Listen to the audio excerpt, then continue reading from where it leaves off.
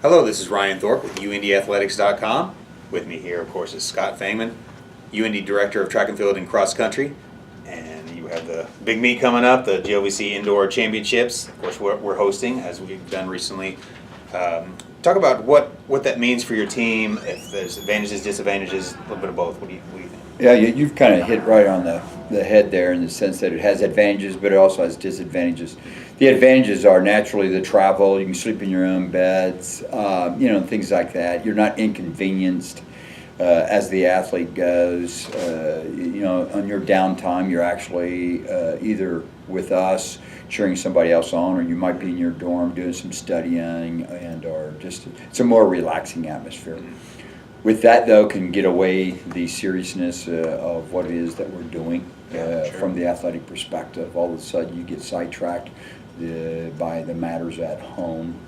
From a coaching perspective, it's sad to say this is actually my worst coaching moment because meet direction takes a priority over my personal coaching. Yeah. But I will admit that's probably the least impactful scenario, only because we have such qualified coaches in almost every area. Sure. I personally coach the least number of athletes, and we do that with purpose, meaning with the fact that we have so many athletes, then the next thing we have so many events, we try to make sure everybody's being coached by a specialist. Okay. Yeah. Okay, well, going into some specific athletes, you have a number of people that are well positioned to maybe score some points here. What are some of your expectations with the various disciplines? Well, one right off the top of my head is Austin Hogan.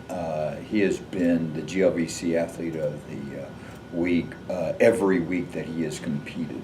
And so I think, I'm not positive, but that might be a record, or at least tied the record for us in my 20 years here. And so that's an accomplishment, I think, for him. He stands a very good chance to get to the Nationals in both the shot and the weight, which, by the way, are our two strongest events, both on the men and the women's side. Yeah. They have competed well all year. They just came back from Ohio State, and they did very well there. Miranda Bronchi, a provisional qualified. Lisette Mendeval is also up there as a provisional qualifier for us. JB also is a provisional qualifier in the throws, and Shaquille Lewis. So we have 5 provisional qualifiers in the throws. Which is that's a long tradition for the university. Sure. It's not just me. That tradition was well started before I ever got here. And that is something that we've tried to hold on to. And so we've been able to have a throwing tradition here at the university for almost 50 years. You haven't been here in 50 years? I know it looks like it. I know the people that work with me feel like it.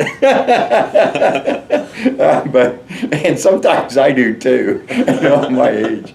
But I think too that we got Brian Sells. He's going to do a good job in the 400. Antoine Martin's going to do a good job in that 400. Isabel Bradley's going to do a good job for us in the 400 also.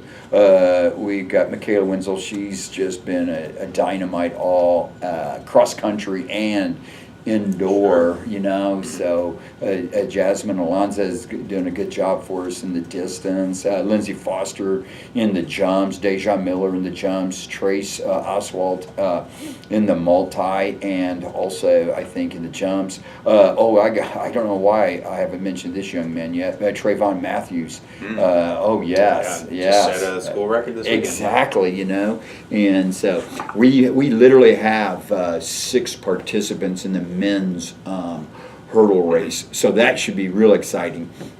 I was just talking to that group yesterday, and they're going to try and get at least 4 people, and we've got a very good conference in that particular event, so that should be exciting.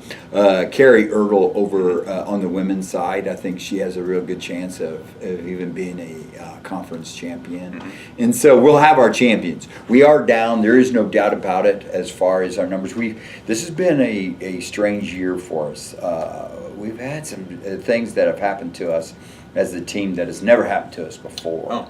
And so these are things that you have to deal with. And, we'll recover. These guys will go in it. We're going to talk about it in our meeting tonight. Hope to get them all fired up about giving it their best effort and see where as they say, where the cards will fall. Mm-hmm. And it's a good group. I mean, they'll represent well, I think.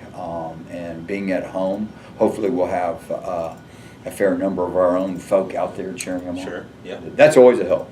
People don't understand that a lot of times, but man, when you're grinding out a 3,000 or a 5,000. Right. I can imagine. I can only imagine. So Oh, right. Same here, to right? go that far. Oh, no, one time, man. but- Yeah.